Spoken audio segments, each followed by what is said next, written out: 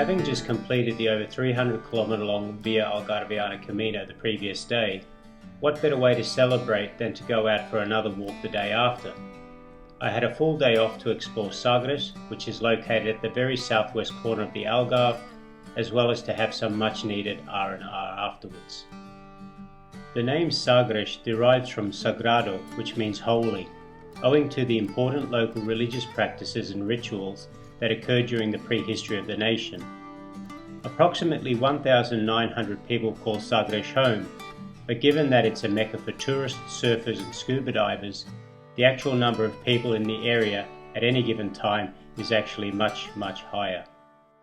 Historically, Sagres is connected to the early Portuguese Age of Discovery, and, very interestingly, it's the end of the world's longest estimated straight-line path over land, which extends over 11,000 kilometers to near Jinjiang in the People's Republic of China. I commenced my walking tour from the Sagres Sun Stay hostel and surf resort, where I was staying for 2 nights before heading off to my next adventure, a cycling tour of the Portuguese north coast and the Peneda-Gerez National Park, which straddles the Portugal-Spain border in the northeast. However, ahead of me now was just a very chill, active recovery stroll of about 10 kilometers to see the main sights of Sagres. After passing the main roundabout in the town centre, I popped down to Praia do Tonel, one of the main beaches used by the local surf schools. From there it wasn't far to the Fortaleza de Sagres, or Fortress of Sagres, which is undoubtedly one of the key sites of interest to visit in the area.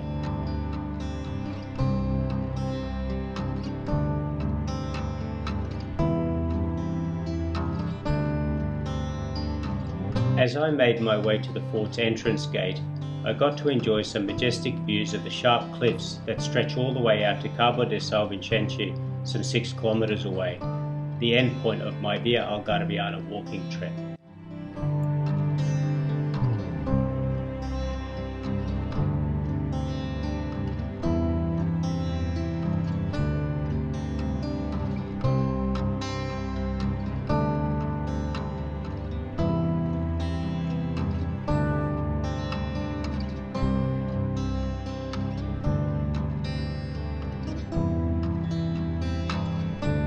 Henry the Navigator ordered the fort's construction to protect the strategic coastal position at Ponta de Sagres, as well as the coves that offer shelter for ships. At the site you can find the very small, but all the more wonderful Church of Santa Maria, which was constructed during the reign of King Emmanuel I of Portugal. It was consecrated in 1519 to the invocation of Nossa Senhora da Graça, or Our Lady of Grace, and its interior is adorned by a valuable gilded altarpiece from the chapel of Santo Antonio, as well as 2 images of Saint Vincent and Francis of Assisi from the 17th and 18th century. In May of 1587, explorer Francis Drake disembarked 800 men who assaulted the Fortress of Sagres. After 2 hours of intense combat, fortifications adjacent to the fortress were destroyed and its artillery was pillaged. After this, and some later attacks, the fortification was remodeled in the 16th, 17th and 18th centuries, with its current form dating back to 1793.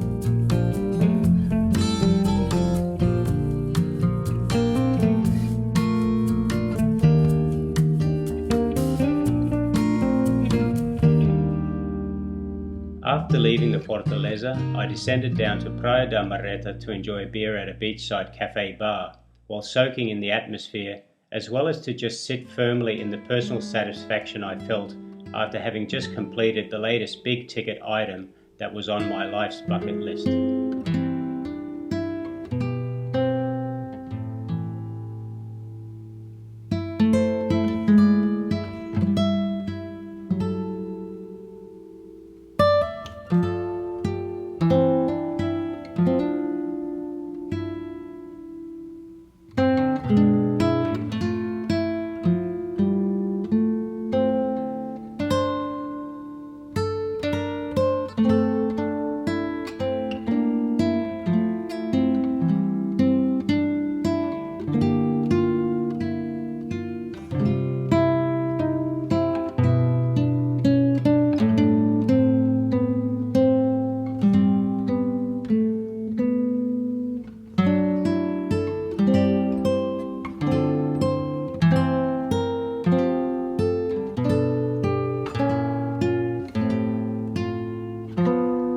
After returning to the hostel, I spent the afternoon relaxing with a good meal, as well as a few ice-cold beers and some sweet aniseed stroll on the terrace by the pool. As the afternoon merged into the evening, I fired up my final camino cigar, which I had bought at the beginning of my Via Algarviana trek, but to enjoy only after its completion.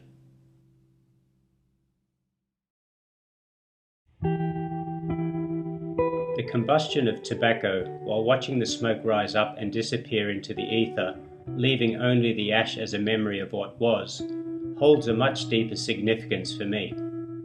I find this deliberate and considered act, in its true form, to be a spiritual ritual. It's a very fitting, metaphorical way to mark and celebrate the successful completion of a journey and a specific chapter in life, and then, on the same occasion, to set one's sights and attention on the next stage, whatever that may be. While the achievement of specific goals is certainly important, it is also essential to take pause at these milestones, to ensure that the path you are on is in fact the right one, and to recalibrate your direction, if it is not.